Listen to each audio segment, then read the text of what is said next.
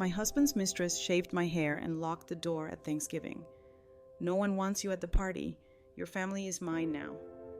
I stood in the rain, exposed and ashamed. A man was drenched, trying to protect a puppy. I gave him my umbrella, letting the rain hit my bald head. Minutes later, a convoy of limousines pulled up. The man stood up and said a sentence that I'm glad to have you here. Follow my story until the end and comment the city you're watching from so I can see how far my story has reached. I never imagined that 35 years of marriage could end with me standing bald in the rain watching my husband's mistress throw my belongings onto the wet pavement like garbage. The evening had started normally enough. Well, as normal as things could be when you're sharing Thanksgiving dinner with the woman who's been sleeping with your husband for the past 2 years. When Eunice sat at my dining table in my chair, carving the turkey I had spent all morning preparing, acting as if she belonged there more than I did. "Harriet, could you bring more wine from the kitchen?" Dominic asked without looking at me. His tone was the same one he used with service workers. Polite but distant. When had I become a stranger in my own home, I rose from the folding chair they had placed at the far end of the table, the one usually reserved for children. The humiliation burned in my chest, but I swallowed it down. At 61, I had learned to swallow a lot of things. The kitchen felt like a refuge until Eunice followed me in her high heels, clicking against the tile floor I had mopped that morning. She was 34, blonde, everything I used to be before time, and disappointment wore me down. "You know Harriet," she said, examining her perfect manicure. "Dominic and I have been talking. This arrangement isn't working anymore." I gripped the wine bottle tighter. "What arrangement?" She laughed, a sound like crystal breaking. "Oh, sweet Harriet, always pretending not to see what's right in front of you." She moved closer and I could smell her expensive perfume. "The arrangement where you live in our house, eat our food, and pretend you still matter. This is my house," I whispered. "I've lived here for 28 years. Not anymore." Eunice's voice dropped to something cruel and satisfied. "Dominic's been very generous letting you stay this long, but I'm pregnant now and we need space for our real family." The wine bottle slipped from my hands, shattering against the floor. Red wine spread across the white tiles like blood.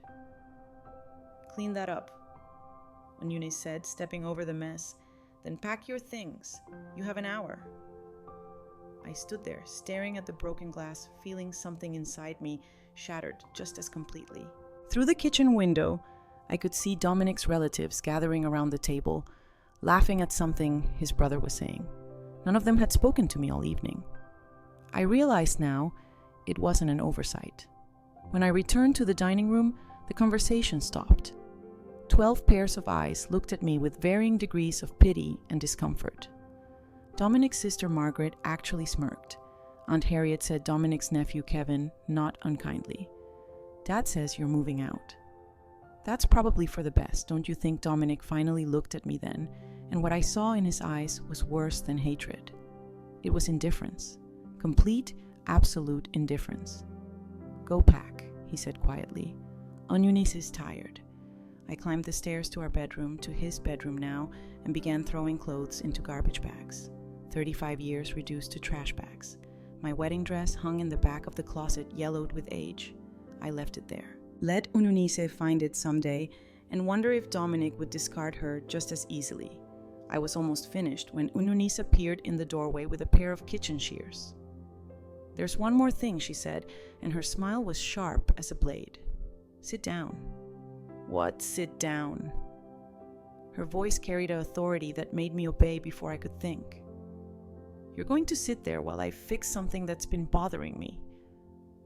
She moved behind me, and I felt her fingers in my hair. I started to stand, but she pushed me back down. "Stay still. This won't take long." The first cut made a grinding sound. A chunk of my gray hair fell onto my lap. Then another, and another. "Eunice, stop." I gasped, but she kept cutting her movements, quick and vicious. "This is what happens to women who don't know when their time is up." She hissed in my ear. "You should have left gracefully. Now everyone downstairs will see exactly what you really are." She cut until my scalp showed in patches, until I looked like a cancer patient or a crazy woman. When she finished, she gathered the hair from the floor and stuffed it into one of my garbage bags. There, she said, breathless from exertion, "Now you look on the outside like what you've always been on the inside." Nothing. I caught sight of myself in the dresser mirror and barely recognized the woman staring back. Bald patches, uneven tufts, scalp showing pink and vulnerable. I looked like a victim. I looked exactly like what she wanted me to look like. "Go downstairs and say goodbye to everyone," Eunice said. "Let them see Dominic's first wife." The practice round. The walk down those stairs was the longest of my life. Each step felt like walking to my own execution. In the dining room, conversation stopped completely. Someone gasped. Margaret actually covered her mouth with her hand. Dominic's face went pale. "Jesus Christ, on Eunice." "What did you do?" "I gave her a makeover," Eunice said innocently. "Don't you think it suits her?" I couldn't speak, couldn't breathe. I grabbed my garbage bags and headed for the door, hearing whispers behind me like hissing snakes. Outside, it was raining, hard, cold November rain that soaked through my thin sweater in seconds. I threw my bags into the back seat of my old Honda and sat behind the wheel, shaking not from cold, but from the complete destruction of everything I had been for 35 years. I drove aimlessly through the dark streets, rain drumming against the roof. I had nowhere to go. Our few friends had chosen sides long ago, and they hadn't chosen mine. My sister lived 3 states away, and we barely spoke. I had no money of my own. Dominic controlled all our accounts. I pulled over when I couldn't see through my tears anymore, parking under a streetlight on some random residential street. That's when I saw him. A man crouched in the rain about 50 feet away, trying to shield something with his body. As I watched a small golden puppy darted out from under his jacket, immediately getting soaked. The man gathered the puppy back into his coat, but I could see him shivering. Without thinking, I grabbed my umbrella and got out of the car. The rain hit my exposed scalp like tiny needles, but I walked toward them anyway. "Here," I said, holding the umbrella over the man and the puppy. "Take this." He looked up at me, and I saw eyes that were kind but tired. He was maybe 50, with salt and pepper hair plastered to his skull. His clothes were expensive but ruined by the rain. "I can't take your umbrella," he said. "You'll get soaked." "I'm already soaked," I said. And it was true. Rain ran down my face, over my ruined hair, soaking through every layer I wore. Besides, he needs it more than I do. I nodded toward the puppy, who was shivering in his arms. The man studied my face, and I saw something change in his expression. Not pity exactly, but recognition, like he understood what it meant to be caught in a storm with nowhere to shelter. "What's your name?" he asked. "Harriet," I said. "Harriet Morrison." I almost said Harriet Chambers, but that wasn't my name anymore. "Was it Jared?" he said. "Jared Blackwell." That's when the first limousine appeared at the end of the street. Then another and another. 3 black cars with tinted windows moving slowly through the rain like sharks. Jared sighed and stood up, still holding the puppy. I was hoping to avoid this a little longer. The limousine stopped in a perfect line. Men in dark suits got out, umbrella already open, moving toward us with practiced efficiency. "Mr. Blackwell," one of them said. "We've been looking for you, sir." Jared looked at me, and I saw something in his eyes that made my breath catch. "Harriet Morrison," he said quietly. "How would you like to learn something interesting about your father's business partners?" I stared at him. Rain running down my face, feeling like Alice tumbling down the rabbit hole. "My father's been dead for 6 years, I know," Jared said. "But his business arrangements are very much alive, and I think your husband has been keeping some very important secrets from you." The inside of Jared's limousine felt like stepping into another world. soft leather seats, climate control that immediately warmed my chilled skin, and a silence so complete I could hear my own heartbeat. The puppy had fallen asleep in my lap, a small golden weight that somehow anchored me to reality. Jared sat across from me, no longer the rain-soaked stranger I'd helped on the street. His damp hair was combed back, and someone had given him a fresh suit jacket. The transformation was startling. "Where are we going?" I asked, my voice barely above a whisper. My hand unconsciously went to my ruined hair, trying to cover the worst of Eunice's handiwork. "Somewhere we can talk privately," Jared said, "and somewhere you can clean up if you'd like." He pressed a button and a partition lowered.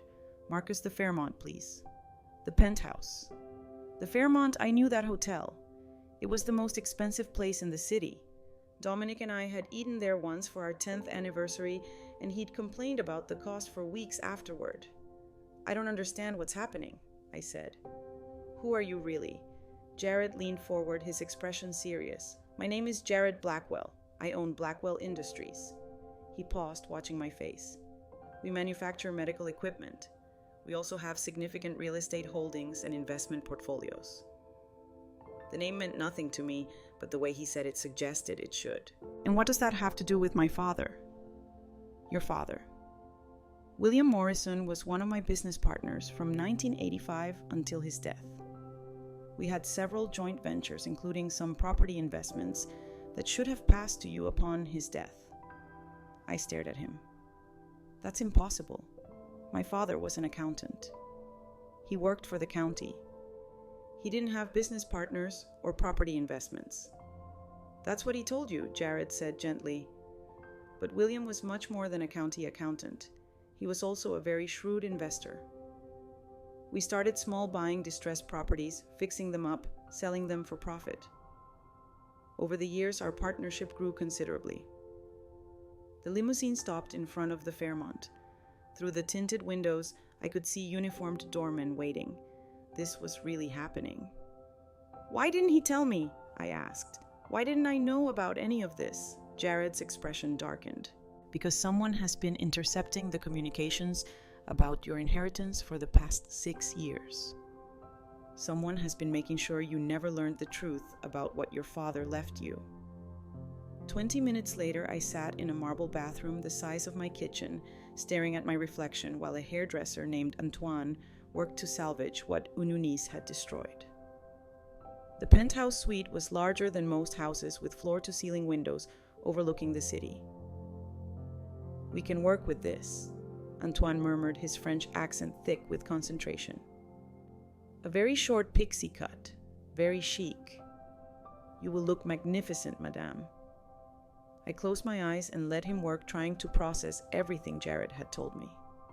My father, a secret businessman, inheritance I'd never known about. Someone intercepting communications. It felt like a dream, or maybe a nightmare I couldn't wake up from. When Antoine finished, I barely recognized myself. The brutal hack job was gone, replaced by a sleek, sophisticated cut that somehow made me look younger, stronger. "Beautiful," Antoine declared. "You look like a woman who owns the world." If only that were true. I found Jared in the suite's living room, standing by the windows with his phone pressed to his ear. The puppy was curled up on an expensive-looking sofa, fast asleep. "Yes, I want everything from 1985 forward." He was saying every document, every correspondence, every bank record. He noticed me and gestured for me to sit. "And Marcus, be discreet. We don't want to alert anyone that we're investigating."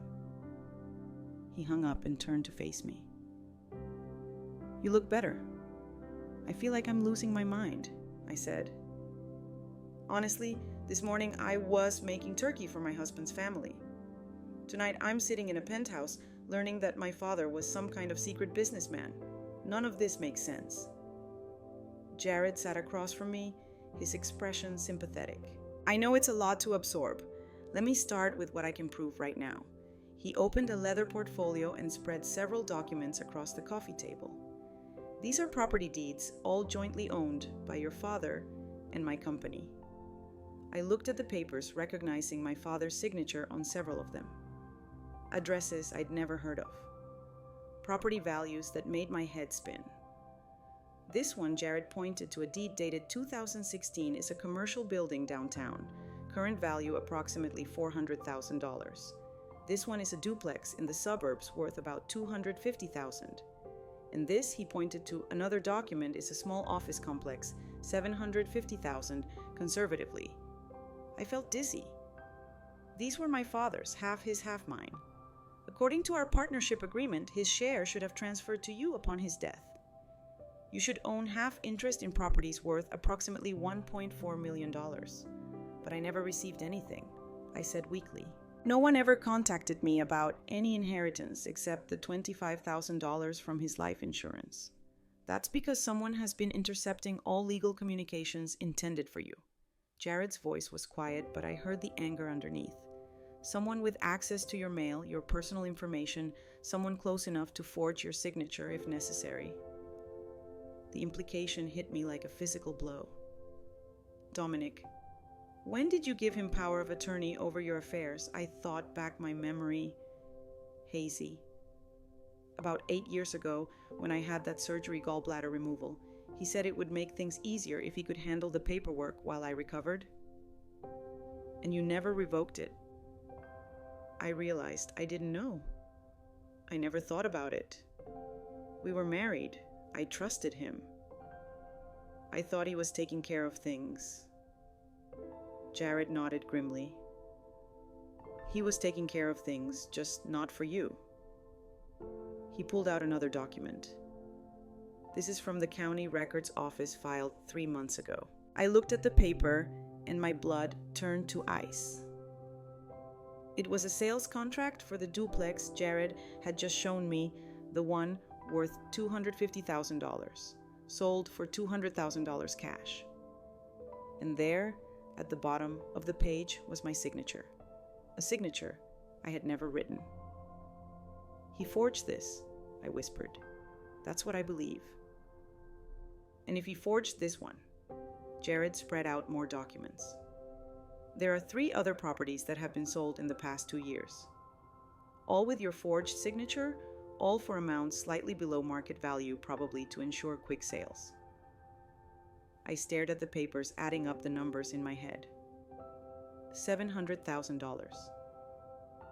Dominic had stolen $700,000 from me by selling property I didn't even know I owned. Where's the money? I asked. Jared's phone buzzed.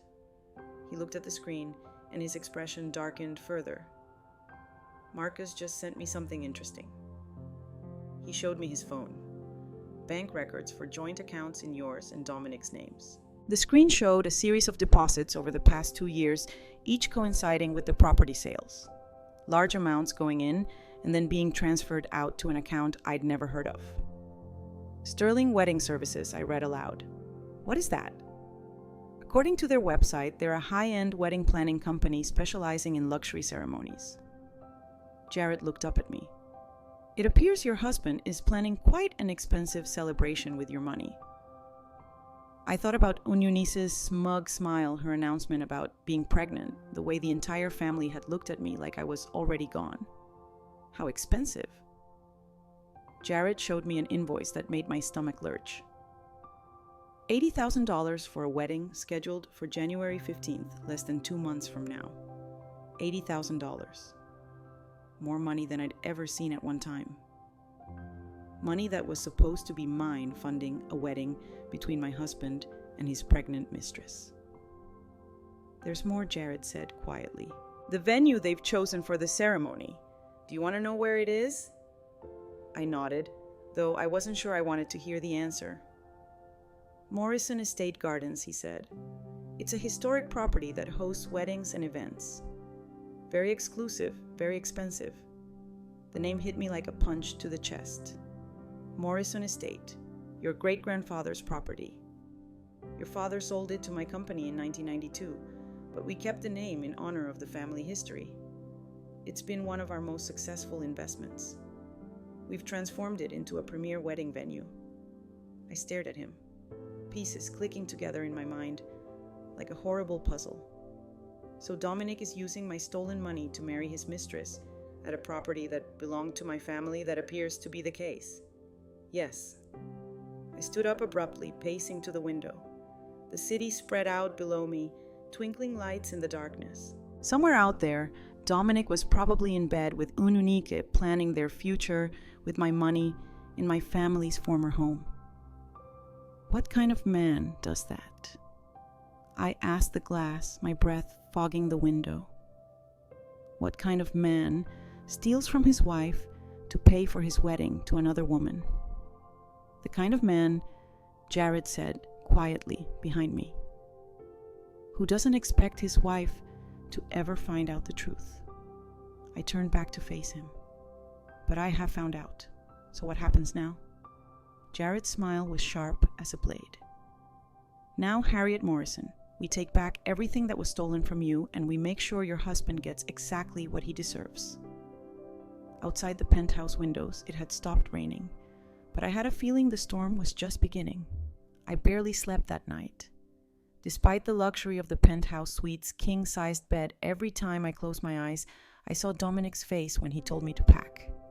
The indifference, the complete absence of any feeling at all. At 7 a.m, Jared knocked softly on the bedroom door.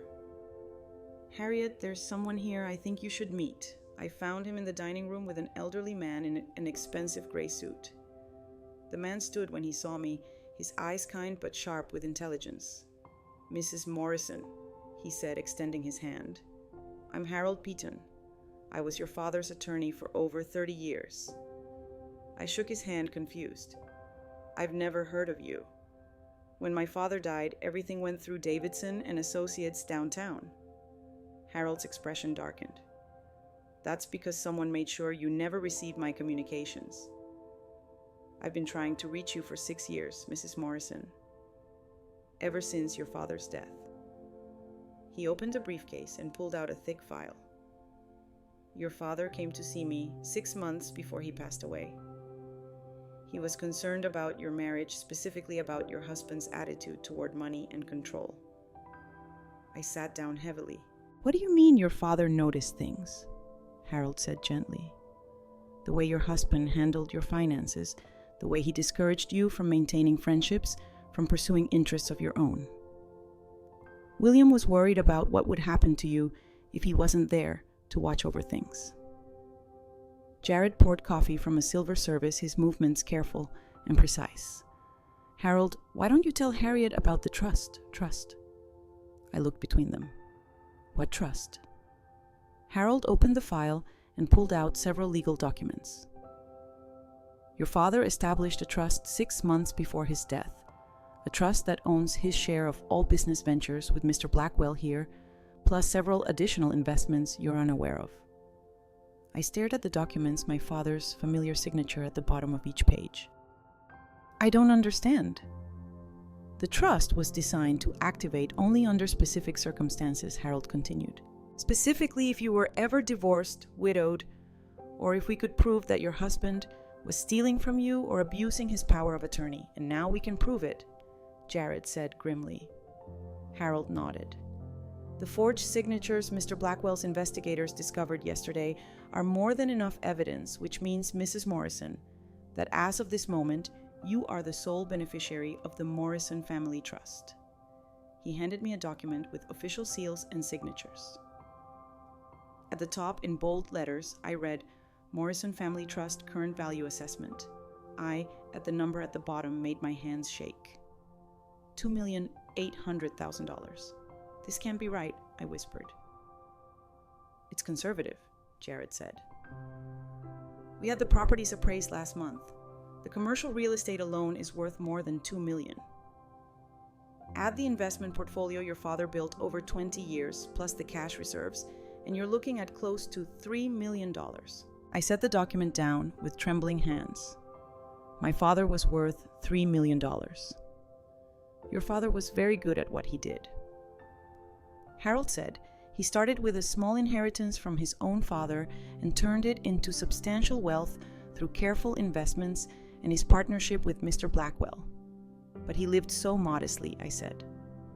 He drove an old car, lived in that little house. Because he was saving everything for you, Jared said quietly. Everything he built was meant to ensure you'd never have to depend on anyone else for security. Harold pulled out another document. There's more, Mrs. Morrison. The trust doesn't just contain money in real estate. It also holds a 49% stake in Blackwell Industries itself. I looked at Jared in shock. You mean you're my business partner? He said with a slight smile. You have been for 6 years. You just didn't know it. And as my partner, you're entitled to a seat on the board of directors and a share of all profits. How much profit? I asked weakly. Last year alone, your share would have been approximately $420,000. I had to grip the edge of the table to keep from falling over. $420,000 in 1 year. While I was clipping coupons and wearing the same winter coat for 8 years, I was entitled to nearly $500,000 annually. Where has that money been going? I asked. Into a separate account, Harold said. Drawing interest waiting for you. All of it. Every penny from the past 6 years. I did quick math in my head and felt sick. That's over $2 million just in profit sharing. $2.3 million to be exact, Jared confirmed, plus interest. I stood up abruptly and walked to the window, looking down at the city below. Somewhere down there, Dominic was probably having breakfast with Eunice, planning their wedding with my stolen money, thinking I was broken and defeated. He never knew I said suddenly. Dominic never knew about any of this. No, Harold confirmed. Your father specifically instructed that the trust remained secret until it was activated. He was afraid that if your husband learned about it, he might try to manipulate you into signing it over to him. Smart man, Jared said. Seems like he knew his son-in-law better than his daughter did. I turned back to them. So legally, all of this is mine right now. As of yesterday, when we confirmed the fraudulent signatures, Harold said, I filed the activation papers this morning. You are now officially one of the wealthiest women in the state. The reality of it was overwhelming. Yesterday morning, I was an abandoned wife with no money and nowhere to go. Today, I was worth over $5 million. There's something else, Jared said carefully. Something I think you should know about the Morrison Estate Gardens. I sat back down, sensing another revelation coming. When your father sold the property to us in '92, it wasn't a simple sale, Jared explained. It was more of a long-term lease arrangement. He retained certain rights to the property, rights that transferred to the trust upon his death. What kind of rights? The right to reclaim the property under specific circumstances, Harold said, including if it could be proven that the sale proceeds were being misused by his heirs. I frowned. But I never received any sale proceeds. Exactly, Jared said. Which means, legally, the sale contract has been breached. The property reverts to the Morrison Family Trust. You mean the venue where your husband is planning to marry his mistress? Jared's smile was sharp. You own it. The implications hit me like a tidal wave. Not only did Dominic steal my money to pay for his wedding, but he was planning to hold it at a property that legally belonged to me. Can we stop the wedding? I asked. Better than that, Harold said. We can let it proceed exactly as planned. I looked at him in confusion. Think about it, Jared explained. Your husband has invited everyone he knows to witness his marriage to Eunice. His family, her family, their friends, business associates, everyone who was there last night when she humiliated you. So imagine their surprise, Harold said, with a gleeful expression when the owner of the property shows up during the ceremony to reclaim her venue. With evidence of how the wedding was funded, Jared added, and a few other surprises we've uncovered. What other surprises? Jared and Harold exchanged a look. Tell me, Harriet, Jared said carefully, how much do you really know about Eunice? Nothing really. She's 34. She worked at some marketing firm downtown. That's all Dominic ever told me. She did work at a marketing firm, Harold said, until she was fired 18 months ago for embezzling client funds. I stared at him. What? She's been unemployed since then. Jared continued, living off credit cards and the generosity of older men. Dominic isn't her first married target, Harriet. She's done this before. Harold pulled out a newspaper clipping from 2 years ago. The headline read, "Local businessman loses home in messy divorce." Below it was a photo of a man about Dominic's age looking haggarded and defeated. Richard Kellerman. Harold said Eunice was his girlfriend for 8 months. By the time she was done with him, he'd lost his house, his business, and his children wouldn't speak to him. "She's a professional," Jared said bluntly. "She targets married men with assets, gets them to leave their wives, then bleeds them dry. The pregnancy is probably fake too. I felt a strange mixture of vindication and disgust." "How do you know all this?"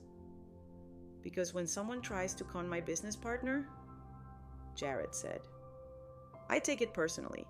I've had investigators watching on Eunice for the past month. We have evidence of everything," Harold added. Her employment history, her previous marks, even medical records showing she can't actually get pregnant due to a procedure she had 5 years ago. I sank back in my chair, overwhelmed. So Dominic is being played just as much as I was. "The difference," Jared said, "is that Dominic chose to betray you. Eunice is just giving him what he deserves." "What happens now?" I asked. Harold began gathering his documents. "Now we let them proceed with their plans. Let them spend your stolen money on their fake wedding at your property. Let them invite everyone they know to witness their triumph." And then Jared's smile was cold as winter. "Then we show up and take back everything that belongs to you in front of everyone who ever doubted you. Everyone who turned their backs on you last night. But first," Harold said, "we need to make sure they can't run when the truth comes out. Can't hide assets or disappear. How do we do that?" "By letting them think they've won," Jared said. "Right up until the moment we destroy them." I looked out the window again, but this time the view looked different. The city below wasn't just a place I was looking at anymore. It was a place I belonged to, a place where I had power. "When is the wedding?" I asked. "January 15th, Harold said. 6 weeks from now." "Good," I said, surprised by the steadiness of my own voice.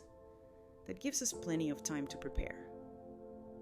As I spoke the words, I realized something had changed in me overnight.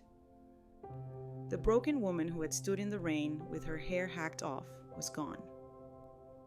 In her place was someone harder, someone who understood exactly what needed to be done. Dominic and Eunice thought they had won.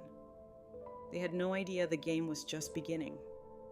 The next 3 weeks passed in a blur of lawyers, investigators, and evidence gathering. I had moved into a furnished apartment, nothing fancy, but clean and anonymous. Jared thought it was better if I stayed out of sight while we built our case. Every morning I woke up expecting to feel guilty about what we were planning.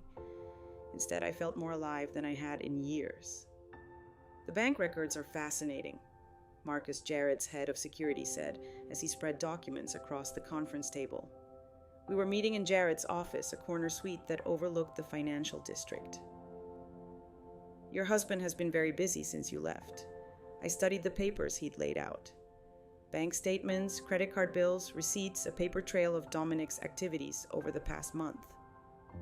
"He's withdrawn over $30,000 in cash," Marcus continued, "most of it from the accounts funded by your stolen property sales." "What's he spending it on?" I asked. "Well, there's the wedding expenses, obviously, but look at this." Marcus pointed to a series of charges from the past 2 weeks. "A cruise deposit for $15,000 scheduled for January 20th, 5 days after the wedding." "Honeymoon," Jared said grimly. "A very expensive honeymoon," I observed. $15,000 for a cruise.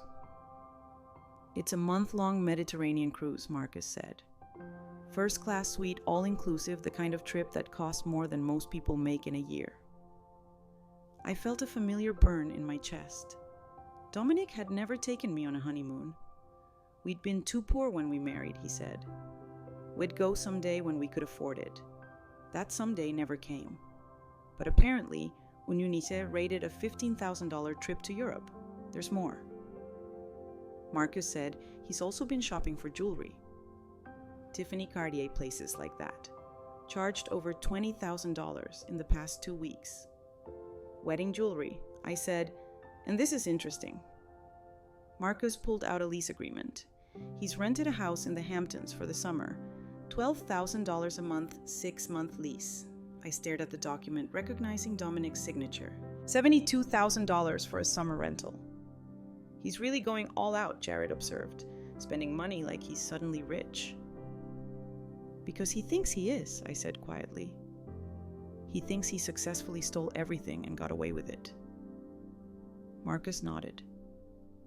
And based on his spending patterns, he has no idea that any of this can be traced back to you. He genuinely believes he's free and clear. What about Ununice? I asked. What has she been up to? Marcus's expression darkened. That's where things get really interesting. He pulled out another file, this one marked with Ununice's name. She's been busy too, but in a different way. He spread out a series of photographs. Ununice at lunch with an older man I didn't recognize. Ununice coming out of a medical clinic. Ununice meeting with someone in an expensive car. Who are these people? I asked. The older man is Dr. Richard Saunders. Marcus said he's a fertility specialist. Apparently, Ununice has been paying him for fake pregnancy documentation. I wasn't surprised, but it still stung. So the pregnancy really is fake, completely fabricated. We have records showing she's been getting hormone shots to fake the symptoms, plus falsified ultrasound images and blood tests. What about the man in the car? Marcus's smile was grim. That's Thomas Kellerman, son of Richard Kellerman, the man Ununice destroyed 2 years ago. I looked up sharply. The son of her previous victim. He's been tracking her, Jared explained. Apparently, his father's suicide attempt after Ununice ruined him made quite an impression. Thomas has been following her movements, documenting her activities. He wants revenge too. I said more than that. Marcus said he wants to see her in prison. He's been building a criminal case against her for fraud, embezzlement, and identity theft. He pulled out another document. This is a warrant application. Thomas has enough evidence to have Ununice arrested on multiple felony charges. He's just been waiting for the right moment. What's the right moment? I asked. When she's committed to something public and can't disappear easily, Jared said, like a wedding. I began to see the full scope of what we were planning. So while Dominic thinks he's marrying his pregnant girlfriend and starting a new life with my money, he's actually marrying a professional con artist who's about to be arrested for multiple felonies, Marcus finished. Using money that legally belongs to you at a venue you own. And all of this will happen in front of everyone who witnessed your humiliation, Jared added. I felt a deep satisfaction settle in my chest. How do we coordinate everything? Carefully, Marcus said. Thomas has agreed to hold off on Ununice's arrest until the wedding day. The police will be standing by, but they won't move until we give the signal. What signal? I asked. You walking into your own property and announcing that the wedding is cancelled, Jared said with a smile. Over the following week, more pieces of the puzzle fell into place. Harold had filed all the necessary legal documents to formally establish my ownership of Morrison Estate Gardens. We had court orders ready to freeze all of Dominic's accounts the moment we served him, with papers. Most importantly, we had indisputable evidence of every crime he'd committed. The forgery alone is good for 5 to 10 years in prison, Harold explained during one of our strategy meetings. Add the theft, the fraud, the illegal sale of property he didn't own, and he's looking at serious time. What about the money he's already spent? I asked. Recoverable, Harold said confidently. The cruise can be cancelled, the jewelry can be returned, the house rental can be terminated. He'll lose the deposits, but most of the money can be recovered and the wedding expenses. Consider it a lesson fee, Jared said. The cost of learning not to steal from your business partner. 3 days before the wedding, I drove past the Morrison Estate Gardens for the first time in years. The property looked exactly like I remembered, from childhood visits to my great-grandfather's house, only more polished. Jared's company had transformed it into something magical. Gardens perfectly manicured, the old mansion restored to its original grandeur. It hurt to see it looking so beautiful, knowing that this was where my family's history lived, and that Dominic had chosen it specifically to twist the knife deeper. But the hurt was different now. It wasn't the helpless pain of a victim. It was the focused anger of someone who was about to set things right. Second thoughts, Jared asked. He'd insisted on coming with me, partly for moral support, and partly because he enjoyed seeing his handiwork. No, I said, surprised by how certain I sounded. Just remembering. Good memories. Some. My great-grandfather used to let me pick flowers in those gardens every summer. He said the estate would always belong to our family, no matter what happened. He was right, Jared said quietly. I used to dream about having my own wedding here someday. I continued.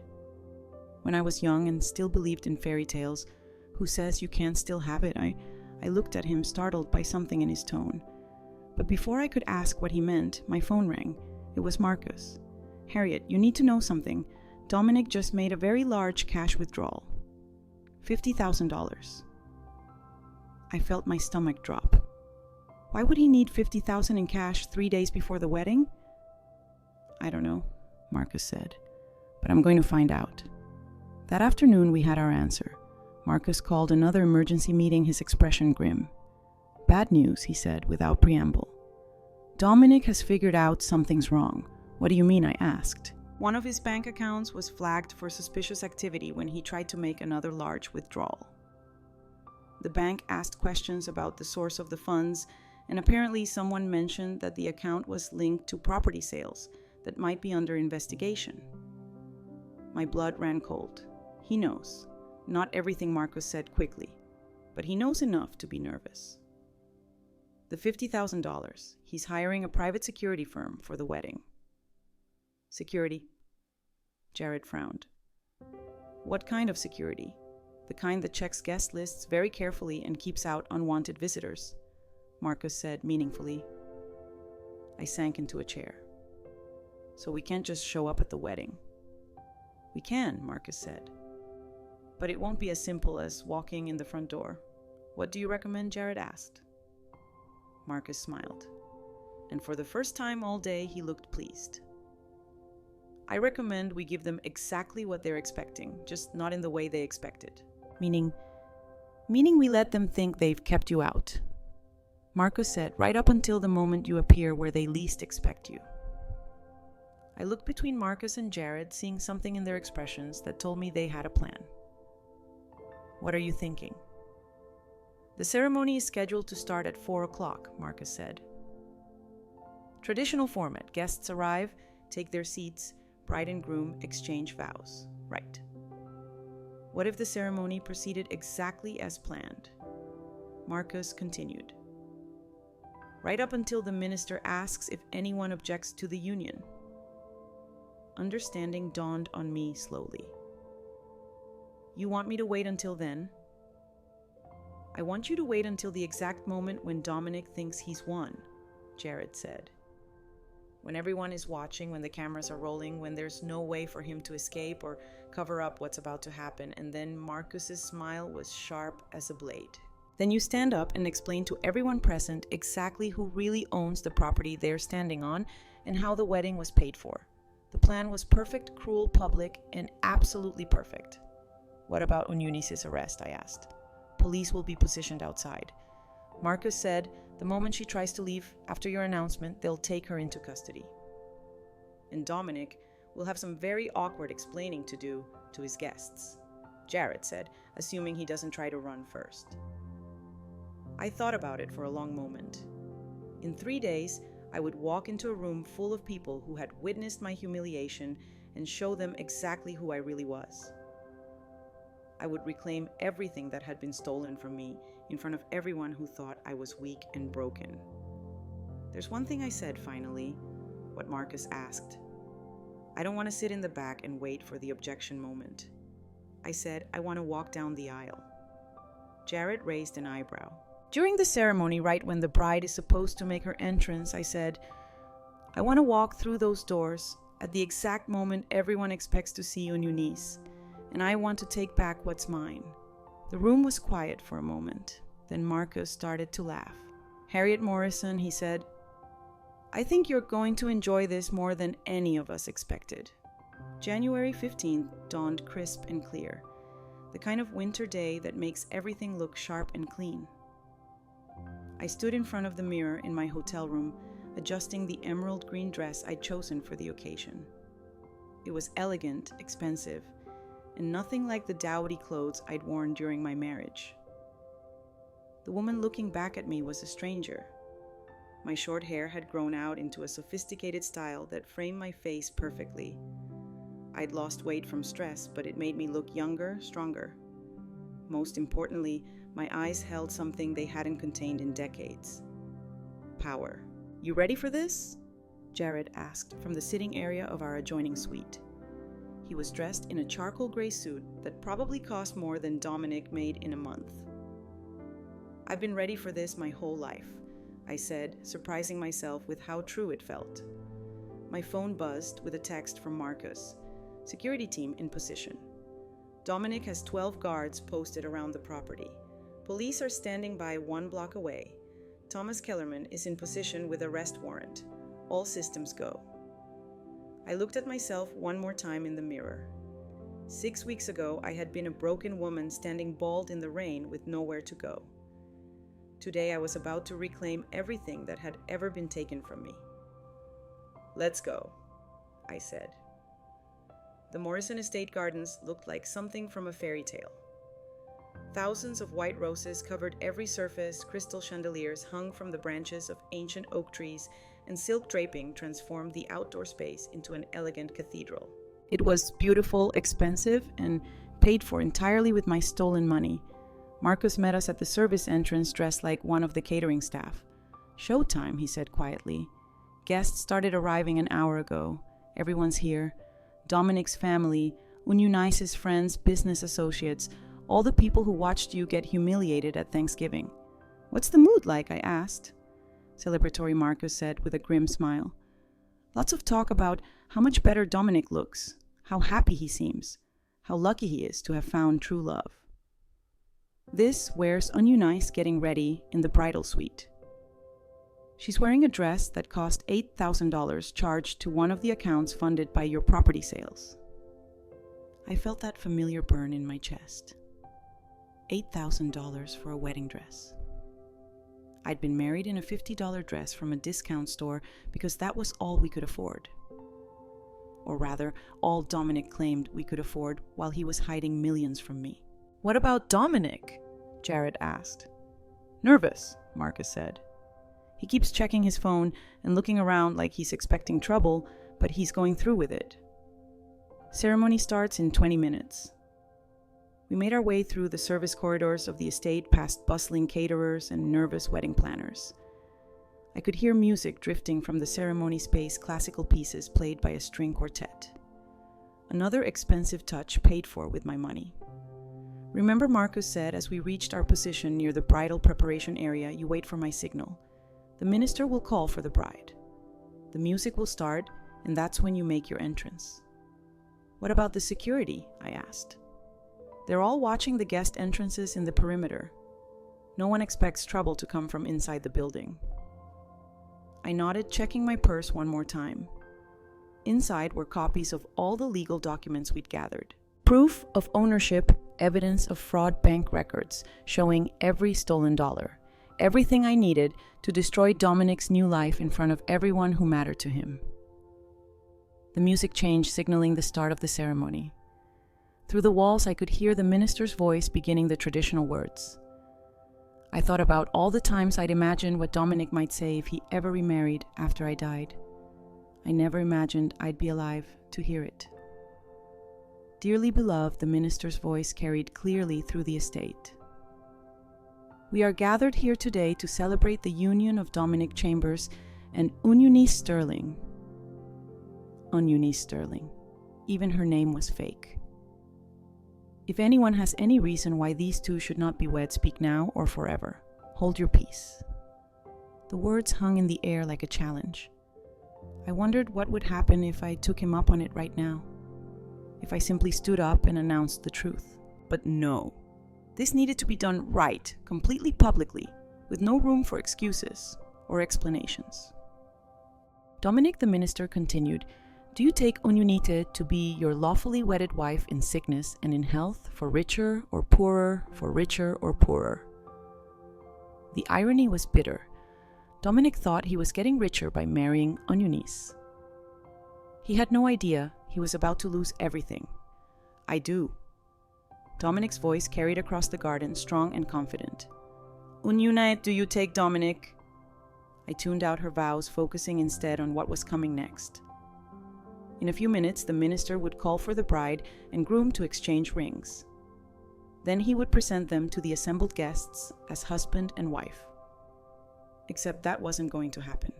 Marcus appeared beside me, his face tense with excitement. "Almost time," he whispered. "You ready?" I nodded, smoothing down my dress one final time. More than ready. "The minister is about to call for the ring exchange." Marcus said, "That's your cue. Walk straight down the center aisle. Don't look left or right. And when you get to the altar, just start talking. What if security tries to stop me?" "They won't have time," Marcus said, confidently. "By the time they realize what's happening, you'll already be in position." The music swelled again, and I heard the minister's voice. "The couple will now exchange rings as a symbol of their eternal commitment." Marcus nodded at me. "Go." I walked through the doors and into the ceremony space like I belonged there, which of course I did. It was my property. The scene was exactly as I'd imagined. 200 guests seated in perfectly arranged chairs, their faces turned toward the altar where Dominic and Ununite stood in their wedding finery. The altar itself was decorated with thousands of white roses and flowing silk, beautiful and expensive, and entirely funded by theft. I started walking down the center aisle, my heels clicking against the stone pathway. It took a few seconds for people to notice me, but when they did, the effect was electric. A woman in the front row gasped and pointed. "Is that Harriet Moorhead's turned?" Whispers started rippling through the crowd. "What is she doing here? How did she get past security? Someone should call." But no one moved. They were all too shocked, too confused by my presence to do anything but stare. I was halfway down the aisle when Dominic saw me. His face went white, then red, then white again. Beside him, Eunice's perfectly made-up face twisted with fury. "What the hell are you doing here?"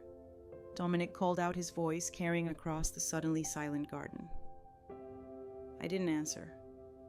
I just kept walking, and my eyes fixed on the altar where my husband stood with his pregnant girlfriend in her $8,000 dress. When I reached the front of the ceremony space, I turned to face the assembled guests. 200 faces stared back at me. Some confused, some annoyed, some curious about what was about to happen. "Good afternoon," I said, my voice carrying clearly across the garden. "I'm Harriet Morrison, and I own this property." The silence that followed was absolute. No one moved, no one spoke, no one even seemed to breathe. "I also own the money that paid for this wedding," I continued. "Every flower, every piece of silk, every note of music you've heard today. All of it purchased with funds that were stolen from me." "She's lying," Eunice said quickly, her voice shrill with panic. "She's just a bitter ex-wife trying to ruin. I opened my purse and pulled out the legal documents. These are court orders establishing my ownership of Morrison Estate Gardens. Effective immediately, the ceremony is taking place on my property without my permission." I handed the papers to the minister, who looked at them with growing confusion. "These appear to be legitimate legal documents," he said slowly. They are, I said, just like these bank records showing how this wedding was funded. I pulled out more papers and began reading from them. $78,400 charged to Sterling Wedding Services paid from accounts containing funds from the illegal sale of properties that belonged to me. The crowd was starting to murmur now, confusion turning to understanding as the implications sank in. "Harriet, stop," Dominic said, his voice desperate. "You're embarrassing yourself." "No, Dominic," I said, meeting his eyes across the altar. "I'm finally telling the truth." I turned back to the crowd. 6 years ago, my father died and left me an inheritance, properties, investments, business, partnerships worth over $5 million. I never knew about it because my husband intercepted all communications about my inheritance and forged my signature to sell properties that belonged to me. A collective gasp went up from the assembled guests. The money from those sales, over $700,000, was used to fund this wedding and the new life my husband planned with his mistress. A mistress who, by the way, is not actually pregnant and has done this same thing to at least 3 other married men. Eunice made a strangled sound of protest, but I wasn't finished. The venue you're sitting in was owned by my great-grandfather and sold to Blackwell Industries with the provision that it could be reclaimed by his heirs under certain circumstances. Those circumstances have been met. I pulled out my phone and pressed a number I had pre-dialed. "Marcus, we're ready." Within seconds, security personnel appeared from several directions. But these weren't Dominic's hired guards. These were professionals working for me. "Ladies and gentlemen," I announced, "this ceremony is over. You have 30 minutes to collect your belongings and leave the property." "You can't do this," Dominic shouted. "I paid for this wedding." "With my money," I said calmly, "and now I'm taking it back." That's when the police arrived. Thomas Kellerman walked in behind the officers, pointing directly at Eunice. "That woman," he said clearly, "is under arrest for fraud, embezzlement, and identity theft." Eunice tried to run, but there was nowhere to go. The police had surrounded the altar area, and her $8,000 dress wasn't designed for quick escapes. "This is insane!" she screamed as the handcuffs clicked into place. "I haven't done anything wrong." "Tell it to the judge," one of the officers said. "You have the right to remain silent." The crowd was in chaos now. Some people were trying to leave. Others were pulling out phones to record what was happening. Still others were demanding explanations from Dominic. But Dominic wasn't paying attention to any of them. He was staring at me with an expression I'd never seen before. Complete, absolute defeat. "How?" he asked quietly. "How did you find out?" "I met someone who knew my father," I said. "Someone who cared enough to tell me the truth." As if summoned by my words, Jared appeared beside me. "Everything all right here?" he asked casually. Dominic's eyes widened as he recognized him. "Jared Blackwell. You're Jared Blackwell." "I am," Jared said. "And you, Mr. Chambers, have been stealing from my business partner." The reality of it finally hit Dominic then. Not only had he been caught, but he'd been caught by one of the most powerful men in the state. There would be no talking his way out of this, no legal loopholes to exploit. "What happens now?" he asked. And for the first time in our marriage, I heard genuine fear in his voice. "Now," I said, "you face the consequences of your choices." I turned to address the crowd one final time. For those of you who were here on Thanksgiving night, who watched my husband's mistress cut off my hair and throw me out into the rain, I want you to remember this moment. Remember that sometimes the people you think are weak are just gathering their strength. Then I took Jared's arm and walked back down the aisle, leaving Dominic standing alone at the altar with his fake bride being led away in handcuffs. Outside the estate, Marcus was waiting with updates. Police have arrested Eunice on multiple charges. The district attorney is reviewing evidence for charges against Dominic. All of his accounts have been frozen pending investigation. What about the wedding guests? I asked. Leaving very quickly, Marcus said with a grin. Most of them looked pretty embarrassed about how they treated you. I nodded, feeling strangely empty now that it was over. I'd gotten everything I wanted. My money back, my property back, my dignity back, but something was missing. Any regrets? Jared asked quietly as we walked toward his car. I thought about it for a moment, watching the last of the wedding guests hurry toward their cars. Just one, I said finally. What's that? I wish my father could have seen this, I said. He would have been proud. Jared smiled and opened the car door for me. I think he would have been proud of you long before today, Harriet. It just took you a while to see it yourself. 6 months later, I stood in the same garden where Dominic's wedding had been so spectacularly interrupted. But everything was different now. The space had been transformed from a commercial wedding venue back into the private family estate it was meant to be.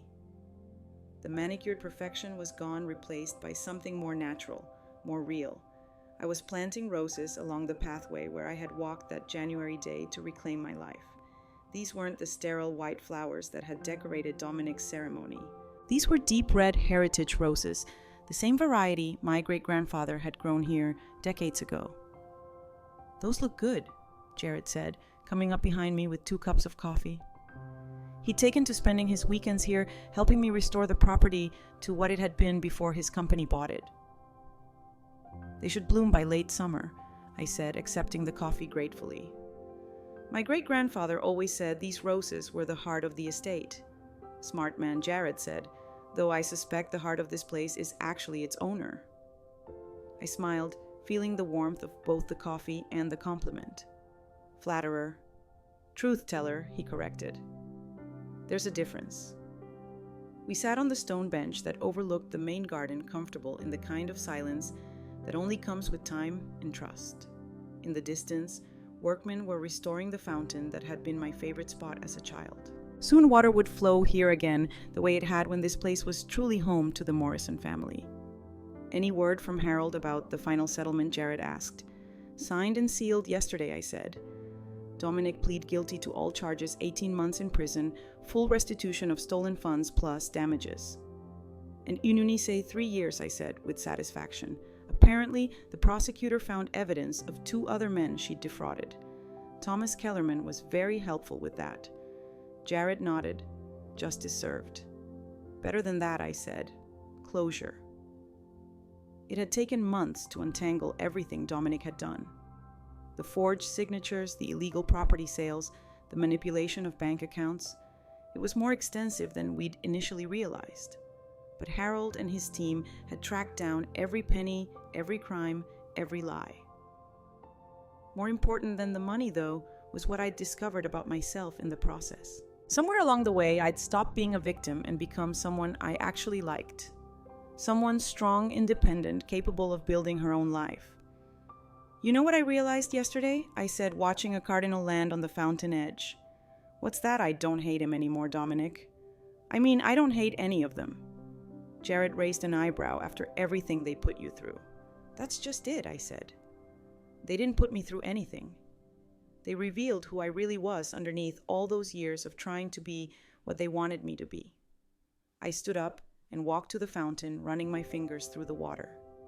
When Ununice cut off my hair that night, she thought she was destroying me, but she was actually freeing me from the last thing that tied me to a life I never really wanted. And now I gestured around the restored garden at the house that was slowly becoming home again, at the life I was building entirely on my own terms. Now I have everything I ever really wanted. It just took me 61 years to figure out what that was. My phone buzzed with a message. I glanced at it and smiled. Margaret wants to have lunch next week. Dominic's sister, former sister-in-law, I corrected. She's been calling every few weeks since the trial ended. Apparently she feels terrible about how the family treated me. Are you going to see her? I considered it. The old me would have said yes immediately, eager to forgive and forget, desperate to maintain any connection to the family that had rejected me. The new me had different priorities. Maybe I said finally, if I feel like it, if I have time. Jared smiled. I like this version of you. This version of me likes herself, I said. That's what makes all the difference. We walked back toward the house past the garden beds I'd been working on all spring. Next month, there would be a carpet of flowers here. Not the sterile perfection of a commercial venue, but the wild, beautiful chaos of a garden that's allowed to grow naturally. I have something for you, Jared said as we reached the back terrace. What's the occasion? No occasion. Just something I thought you should have. He handed me a small velvet box. Inside was a key, old brass, worn smooth with age. It's the original key to this house, he explained. Your great-grandfather gave it to my grandfather when they first became business partners. It's been in our company safe ever since. I held the key up to the light, seeing the Morrison family crest engraved in the brass. How long have you been planning to give this to me? Since the day I met you in the rain, he said honestly. I knew this place needed to come home. I walked to the back door and slid the key into the lock. It turned smoothly, as if it had been waiting all these years to work again. Perfect fit, I said. Things usually are when they belong together, Jared said quietly. There was something in his tone that made me look at him more carefully. Jared, I know it's complicated, he said quickly. I know you're just starting to figure out who you are outside of marriage, outside of being responsible for other people's happiness. I'm not trying to complicate that then. What are you trying to do? He was quiet for a long moment, looking out over the gardens we'd been working on together for months. I'm trying to tell you that I've fallen in love with the woman who gave a stranger her umbrella in the rain. The woman who had the courage to walk into that wedding and take back everything that belonged to her. My heart did something complicated in my chest. Jared, I'm not asking you to marry me, he said. I'm not asking you to change your life or give up your independence or be anyone other than exactly who you are right now. What are you asking? He smiled, and I saw something in his eyes that I'd never seen in Dominic's during all our years together. Respect. Genuine, uncomplicated respect. I'm asking if you'd like some company while you figure out what comes next, he said. Someone to plant roses with, someone to drink coffee with in the mornings, someone who thinks watching you become yourself has been the most beautiful thing he's ever seen. I stood there holding the key to my family's home, looking at a man who wanted to be part of my life without trying to control it or change it or make it about his needs instead of mine. You know, I said finally, I spent 35 years trying to be the woman Dominic wanted me to be. I never once asked myself what I wanted. And now I want to find out what it feels like to be chosen by someone who actually sees me, I said. Not who they think I should be or who they want me to become, but who I actually am. Is that a yes? He asked, hope clear in his voice. That's a, let's see what happens, I said. But yes, I'd like the company. He kissed me then softly, carefully, like someone who understood that trust was something to be earned rather than expected. When we broke apart, I realized I was crying. Happy tears? He asked, concerned. Free tears, I said. I'm finally free. That evening, as the sun set over the Morrison estate gardens, I sat on my front porch with a glass of wine and my phone. There were dozens of missed calls and unread messages. People who had heard about the trial relatives, who suddenly wanted to reconnect former friends who were curious about my new circumstances. I deleted them all without reading them. Instead, I opened a new message and typed, "This is my new number. I won't be responding to calls or messages about my past, my ex-husband, or my financial situation. If you're someone who genuinely cares about me as a person and wants to be part of my future, you're welcome to reach out. Otherwise, please respect my privacy and my fresh start." I sent the message to everyone in my contact list, then immediately blocked most of the numbers. The people who mattered, the few real friends I'd maintained over the years, my sister in Colorado Herald and his team, they could reach me. Everyone else was part of a life I'd left behind. My phone buzzed almost immediately. A message from my sister Rachel. "I'm proud of you, Harriet. It took courage to do what you did. Can't wait to visit the estate next month." Another message. This one from Harold. Enjoy your freedom. You've earned it. And one more from a number I didn't recognize. This is Thomas Kellerman. I wanted to thank you for helping me get justice for my father. Eunice will never be able to hurt another family the way she hurt ours. I smiled and set the phone aside. Somewhere in the distance, I could hear the fountain running water flowing the way it was meant to, the way it hadn't in decades. Tomorrow, I would continue working in the gardens. I would read the books I'd always meant to read, take the painting classes I'd always wanted to try. Maybe even travel to some of the places I dreamed about during all those years of putting everyone else's needs first. I would build a life that was entirely my own, accountable to no one but myself. And if Jared wanted to be part of that life, not as someone trying to control or change it, but as someone who appreciated it exactly as it was, well, that would be something new and wonderful to explore. At 61, I was finally beginning. The woman who had stood bald and broken in the rain 6 months ago was gone. In her place was someone stronger, someone who understood her own worth, someone who would never again accept less than she deserved. I raised my wine glass in a toast to the empty garden, to the stars coming out overhead, to the future I was going to create entirely on my own terms. Here's to new beginnings, I said aloud. The fountain sang its agreement, and for the first time in decades, everything felt exactly as it should be. Now I'm curious about you who listened to my story. What would you do if you were in my place? Have you ever been through something similar? Comment below. And meanwhile, I'm leaving on the final screen 2 other stories that are channel favorites, and they will definitely surprise you. Thank you for watching until...